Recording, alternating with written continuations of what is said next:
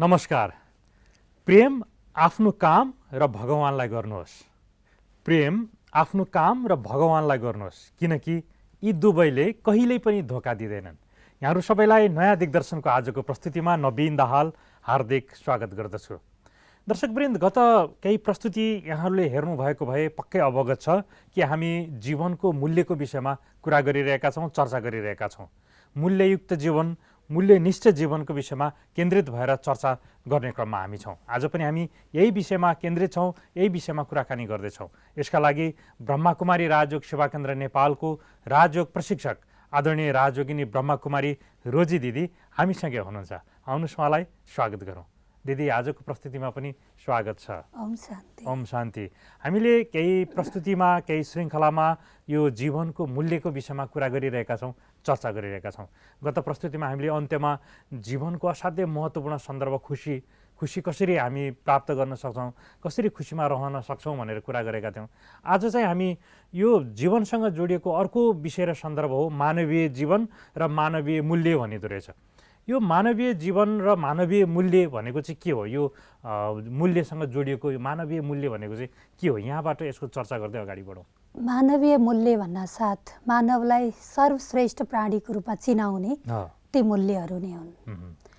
जुन मूल्यहरूको हामी एकछिन चर्चा गर्नेछौँ, जसलाई धैर्यता, सहनशीलता, नम्रता, अहिंसा, सहयोगीपन, त्याग, न्याय जस्ता कुराहरू नै मानवीय मूल्यहरू हुन्। हजुर।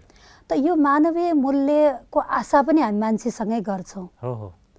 हामी जीव जन्तु जानवरहरूसँग यसको आशा गर्न सक्दैनौँ, किनकि उहाँहरूले जीव जन्तु जानवरहरूबाट हामी मनुष्यको लागि हितको चिन्ता गरेको पाइँदैन।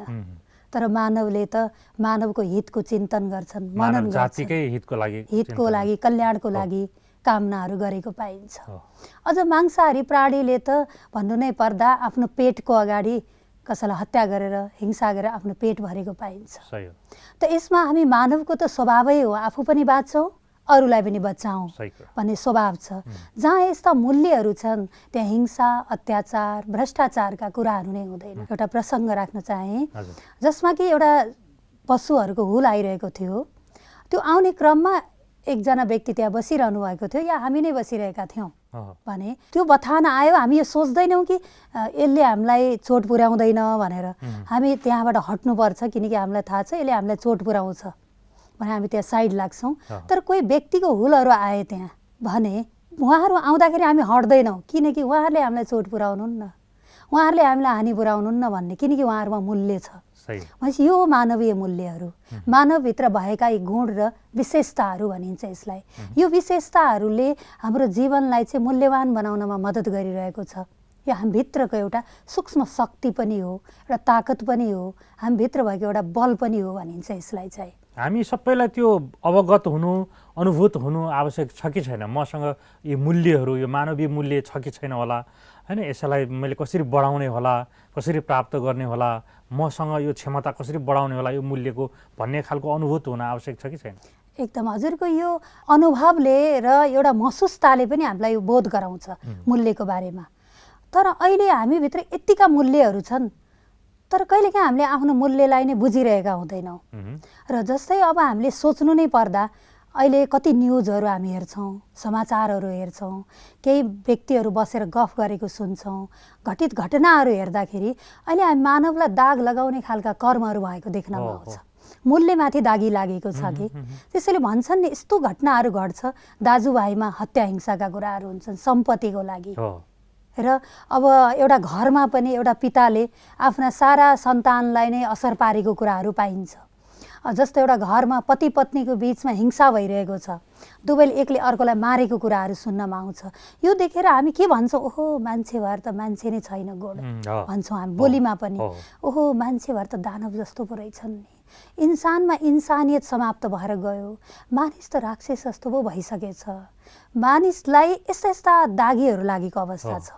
त यो दाग किन लाग्यो त भन्दा मूल्यको कमी भएको कारणले गर्दा।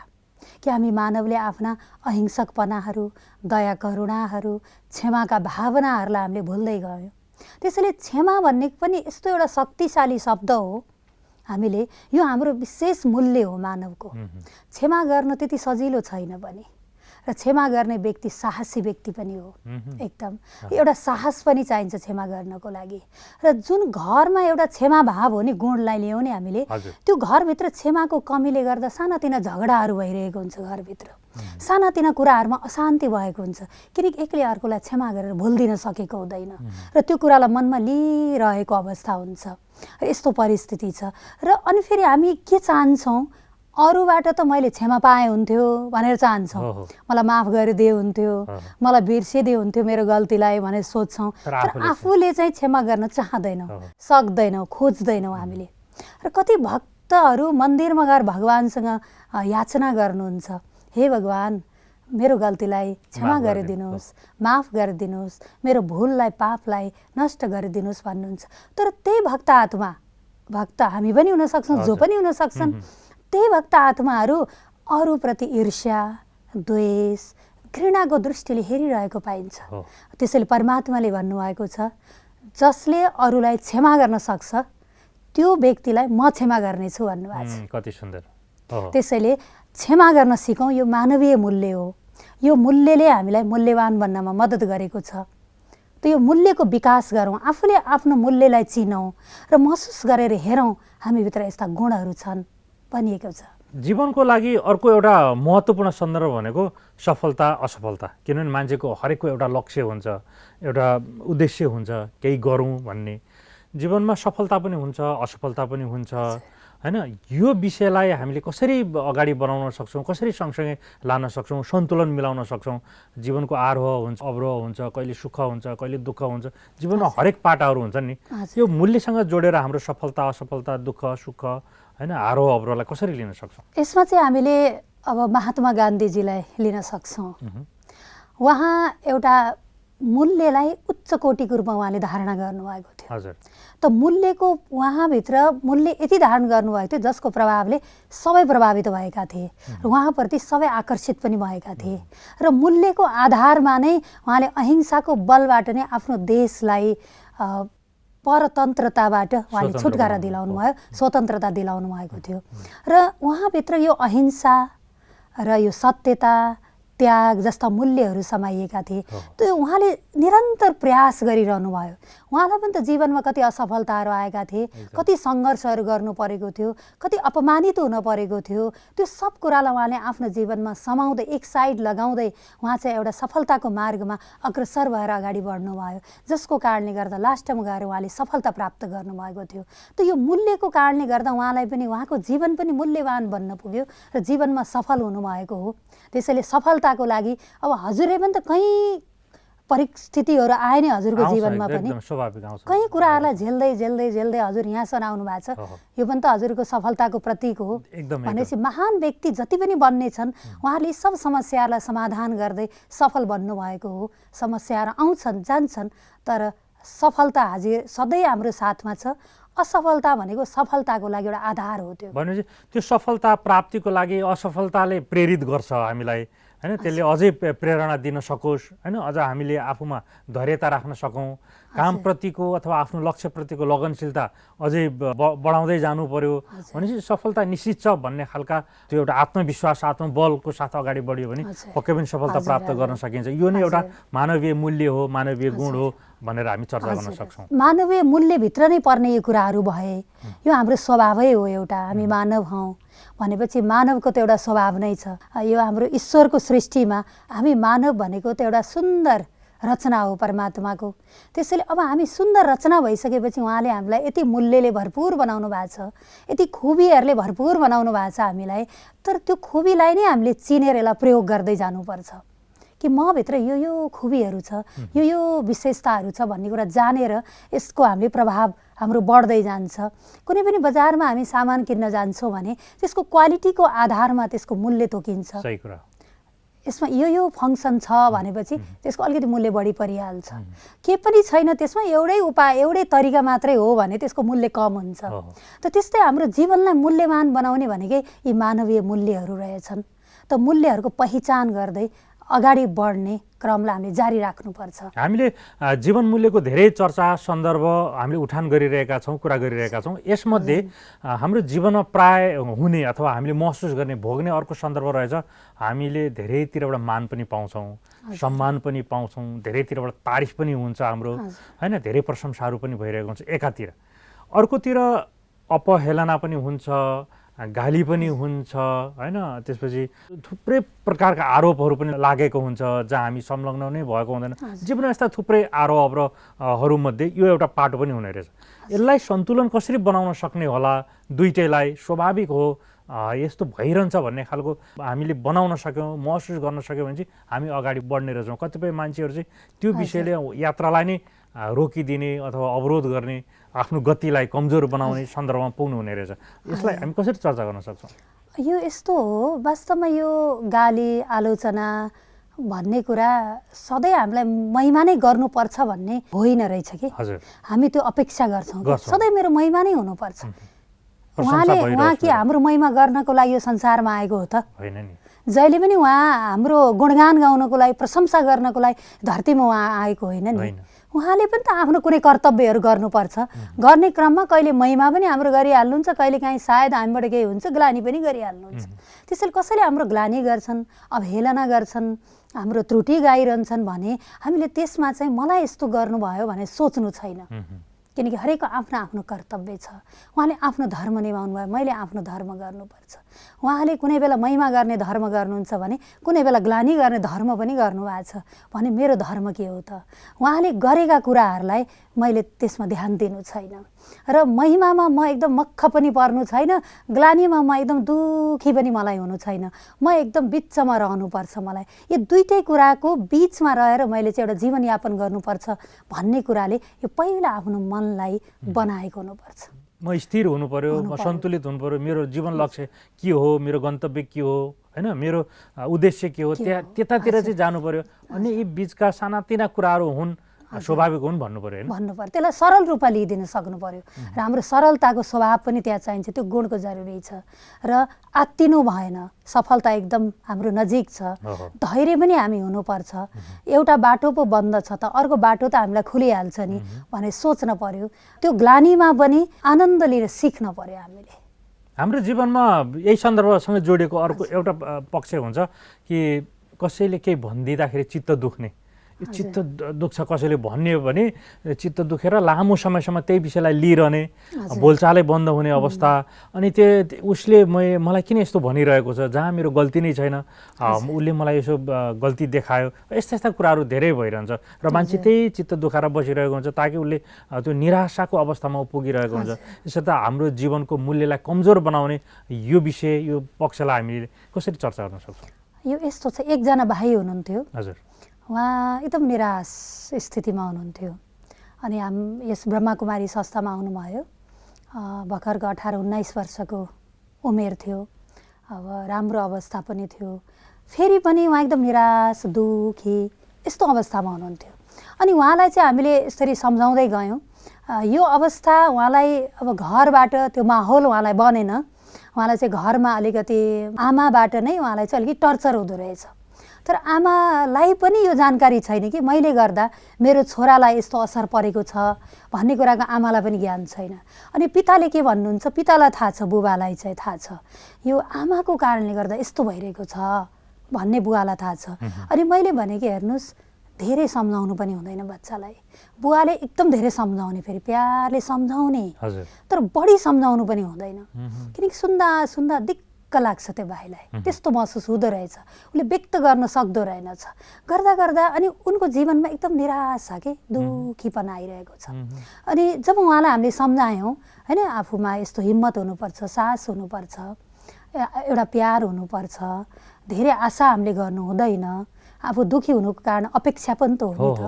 हामीले अर्कोप्रति धेरै आशा राख्यौँ भने दुखी पनि भइन्छ। अब उमेर सानै छ, आशा राख्नु त स्वाभाविकै कुरा छ। त्यहाँ यसरी सम्झायौँ। सम्झाउँदा उहाँको जीवनमा खुसी भनेको थिएन। उहाँ एक दिन बस्दा बस्दै मुसुक्क हाँस्नुभयो, उहाँको हाँसो बल्ल देखियो। अनि उहाँको बुबा खुसी हुनुभयो हाँसेको देखेर, ओहो मेरो छोरा आज हाँस्यो, खुसी भयो, भन्ने कुरा भयो। भनेपछि अब निराशा पनि त आउँछ, तर खुसी दिने उपाय पनि त्यहाँ हुनुपर्छ। त्यसको लागि ज्ञान हुनु पर्यो, उनको बारेमा बोध हुन पर्यो, दिन पर्यो उहाँलाई चाहिँ भन्ने कुरा रह्यो। र अब चित्त दुख्छ, हामीलाई लामो समय चित्त रहन्छ। चित्त त हाम्रो हो नि, अर्काको हातमा चित्त त छैन नि।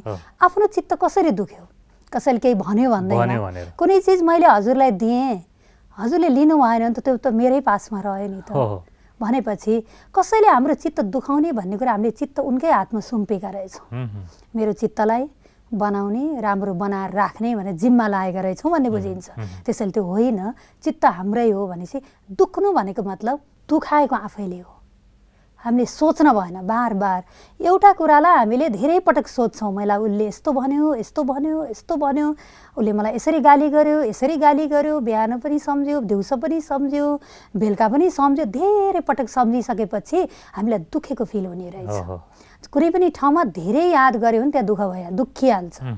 त्यसैले त्यसलाई भुल्ने कोसिस गर्यो भने दुख्दैन। अलिकति हामीलाई हातमा चोट लाग्यो भने त्यहाँ मात्रै बुद्धि लग्यो भने दुखिरहन्छ। त्यो भुल्नलाई हामीले के गर्छ, काम धन्दा गरेर यताउता गरेर भुल्न थाल्यो भने दुखेको बिर्सिन्छ, छिटै ठिक पनि हुन्छ। त्यसैले हामीले बार बार सम्झेर हामीलाई दुखाइ भएको हो, हामीले त्यसलाई बिर्सिने कोसिस पनि गर्नुपर्छ।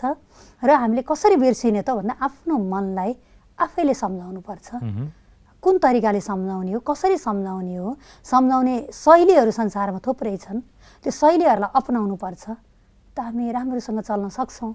आज हामी जीवनसँग जोडिएका केही व्यावहारिक पक्षमा केन्द्रित भएर कुरा गरिरहेका छौँ। सानो सानो कुरा हुन्छ, सानो सानो सन्दर्भ हुन्छ जसले चाहिँ हाम्रो जीवनमा धेरै महत्त्व राख्छ, ठुलो प्रभाव पर्छन्। यो व्यावहारिक जीवनमा, हाम्रो दैनिक जीवनमा के कुराहरू पर्छन्, के समस्याहरू आउँछन्, त्यही विषयको चर्चा गर्ने क्रममा अर्को एउटा समस्या अथवा एउटा सन्दर्भ आउँछ हाम्रो जीवनमा, दैनिक जीवनमा, कि यो झुक्ने कुरा, स्वाभिमानका कुराहरू। कोहीसँग किन झुक्ने भन्ने कुराहरू हुन्छ। म झुक्यो भने मलाई उसले दबाउँछ अथवा म कमजोर हुन्छु भन्ने एउटा मान्यता हुन्छ। अर्कोको पक्ष हुन्छ, अर्कोको मान्यता हुन्छ, होइन झुक्नुपर्छ, झुक्यो भने धेरै समस्याहरूको समाधान हुन्छ भन्ने मान्यता पनि हुन्छ। यसर्थ कुनै पनि व्यक्तिसँग झुक्ने, झुकाउने अथवा स्वाभिमानका कुराहरूलाई कसरी चर्चा गर्न सक्छौँ? यो यस्तो छ, हजुरले यो अहिले समय परिस्थिति अनुसारको प्रश्न राख्नु भएको छ। यो सबैको समस्या हो। सकेसम्म झुक्न कसलाई मन लाग्छ र? सकेसम्म ठाडो नै भएर बस्नु मनपर्छ नि सबैलाई। जस्तो कि अब एउटा फलेको वृक्ष सधैँ झुकेको हुन्छ र दुईटा वृक्ष छ, एउटा फलेको फल लागेको वृक्ष र अर्को यतातिर छ फल नलागेको वृक्ष। सबै मान्छे त्यो फलेको वृक्षकोतिर नै जान्छन् कि त्यो फलले आकर्षित गर्छ। त्यस्तै हाम्रो जीवनमा पनि गुणी व्यक्ति फलेको वृक्ष समान हो र झुक्नु भनेको एउटा विनम्रताको प्रतीक पनि हो। र झुक्नु पर्छ पनि र झुक्नु पर्दैन पनि। र कुन ठाउँमा हामीले झुक्नुपर्छ, कुन ठाउँमा झुक्नु हुँदैन भन्ने कुराको परख गर्न सक्नु पर्यो। त्यो परख्ने कि शक्ति भन्छ नि, यसलाई चिन्न सक्ने शक्ति हामीलाई हुन आवश्यक छ। अब त्यो चिन्न सक्ने शक्तिको कमी छ कि हामीभित्र चाहिँ। त्यो शक्तिलाई बढाउनको लागि एकाग्रता चाहिन्छ हामीलाई। फेरि त एकाग्रता हामीले केबाट प्राप्त गर्छौँ भन्दा हामीलाई योग र मेडिटेसनबाटै प्राप्त गर्छ त्यो एकाग्रता भनेको। हामी झुक्ने कोसँग भन्दा आफ्नासँग, आफन्तसँग, दाजुभाइसँग, साथीभाइसँग, जोसँग हामी बढी हेलमेल गर्छौँ नि उहाँहरूसँगै हामी झुक्ने हो कि खासै पर्ने। उहाँहरू भनेको त हाम्रै हुन् नि, आफ्ना हुन् नि। आफ्नासँग झुक्नु पनि के झुक्नु, आफ्नासँग त आफ्नैसँग झुक्ने त हो। त्यसैले ठुलासँग साना झुक्नु पर्यो होइन। जति एउटा आफ्नाले आफ्नैसँग प्यार गर्ने रहेछन् भन्ने कुरा बुझ्न सकिन्छ। र झुक्न नसक्नुको कारण भनेको नि भित्र केही छ, हामीभित्र केही खोट छ, केही कमजोरी छ भन्ने कुरा बुझ्नु। आफ्नासँग आफ्नै कमजोरी छ त्यहाँ। सायद हामीमा केही अहम छ, केही अहम भाव छ। त्यो भावले गर्दा हामीलाई झुक्न गाह्रो परेको हुन्छ। त्यसैले यदि प्रेम छ भने त्यो झुक्न गाह्रो हुँदैन। प्रेमलाई चाहिँ उजागर गर्नुपर्छ। अगाडि प्रेम राख्यो भने चाहिँ झुक्न सम्झौता गर्न सजिलो। हजुर, जस्तो एउटा आमा बुबाले बच्चाको लागि जीवनभर झुकेर चलेका हुन्छ। हो नि, जीवनभर झुक्नुहुन्छ उहाँहरू के। जहिले पनि सेवक भएर मातापिताले काम गर्नुहुन्छ। छोराछोरीको अगाडि कमायो, ठुलो बनायो, पढायो, योग्य बनाएर पनि उनीहरूको लागि धन सम्पत्ति वैभव तयार गरेर राख्नुहुन्छ कि पछि गएर मेरा बालबच्चाहरूले यो भोग गरून्। उहाँहरूको कत्रो झुकाव छ, कत्रो एउटा प्रेम छ। प्रेमले गर्दा उहाँहरूले गर्न सके हो नि। यदि उहाँहरूमा प्रेम थिएन भने उहाँ झुक्न सक्नुहुन्थ्यो। बच्चाले कति दुःख दिएका पनि हुन्छन्, कति बोली बच्छन् त्यस्तो बोलेका पनि हुन्छन्, तर पनि उहाँहरूले मनमा राख्नुहुन्न किनकि उहाँहरू झुकिरहनु भएको छ। मातापिता त त्यति ठुला हुन् नि त, एउटा ईश्वर समान भनिन्छ मातापितालाई, गुरु समानको टाइटल दिइन्छ मातापितालाई। उहाँहरू त झुक्नुहुन्छ भने हामी किन झुक्न नसक्ने? त्यसैले विशाल हृदय हुनुपर्छ झुक्नको लागि। हाम्रो दिलमा विशालता, दिलमा सहयोगी भावना, हामी झुक्यौँ भने सायद उहाँहरूलाई खुसी हुन्छ र कल्याण हुन्छ। के फरक पर्छ र? सबैभन्दा पहिला प्रेमै जरुरी छ। त्यहाँ प्रेम अगाडि राख्यो भने चाहिँ हामीलाई सम्झौता गर्न झुक्नको लागि हैन विनम्रताको लागि धेरै मद्दत गर्छ। सबैभन्दा पहिला चाहिँ हाम्रो जीवनको लागि यो प्रेम भन्ने जुन शब्द छ त्यो प्रेम जागृत गर्नु पर्यो र हरेक परिस्थितिसँग हामी नम्रताका साथ सम्झौता गर्न सक्छौँ, झुक्न सक्छौँ, जो दुवै पक्षको लागि फाइदाजनक पनि हुनसक्छ। भनेपछि प्रेम भावलाई जागृत गर्यो भने, प्रेमलाई अगाडि राख्यो भने दुई पक्ष बीचको सम्झौता, दुई पक्ष बीचको झुकावले वातावरण पनि बन्छ र दुवै पक्षलाई फाइदा पनि पुग्छ, दुवै व्यक्तिलाई दुवै अवस्थालाई पनि फाइदा पुग्छ भन्ने निष्कर्ष हामीले आजको व्यवहारिक चर्चा, जीवनको जुन मूल्य छ त्योसँग जोडेर चर्चा गऱ्यौँ। समयले सङ्केत गरेको छ आज बिदा लिनको लागि। आउने प्रस्तुतिमा फेरि हामी यही विषय र सन्दर्भमा केन्द्रित भएर चर्चा गर्नेछौँ। यो समयको लागि दिदी यहाँलाई धन्यवाद। ओम शान्ति। ओम शान्ति। दर्शकवृन्द, हामीले जीवनको मूल्यको विषयमा कुरा गरिरहेका छौँ। मूल्ययुक्त जीवन कस्तो हुनुपर्छ त्योसँग जोडिएका थुप्रै विषय र सन्दर्भको चर्चा गर्ने क्रममा आज हामीले अलिक व्यवहारिक कुराहरूको चर्चा गऱ्यौँ कि हाम्रो दैनिक जीवनमा, हाम्रो व्यवहारमा, हाम्रो स्वभावमा कतिपय साना साना कुराहरू हुन्छन् जसले हाम्रो पुरै जीवनलाई असर गरिरहेका हुन्छन्। लाग्छ सुन्दाखेरि अथवा भन्दाखेरि सामान्य हुन्, तर त्योले पुरै हाम्रो जीवनलाई असर गरेको हुन्छ। यसर्थ त्यो विषय र सन्दर्भलाई हामीले कसरी ध्यान दिने, त्यसबाट कसरी हामीले फाइदा लिने भन्ने विषयमा केन्द्रित भएर चर्चा गऱ्यौँ, कुरा गऱ्यौँ। आगामी प्रस्तुतिमा पनि हामी यो विषयमा केन्द्रित रहनेछौँ र चर्चा गर्नेछौँ र महत्त्वपूर्ण चर्चा हुनेछ। आगामी नयाँ दिग्दर्शन यहाँहरू सबैलाई हेर्नको लागि आग्रह गर्दै नवीन दाहाल बिदा हुन्छु। नमस्कार, धन्यवाद।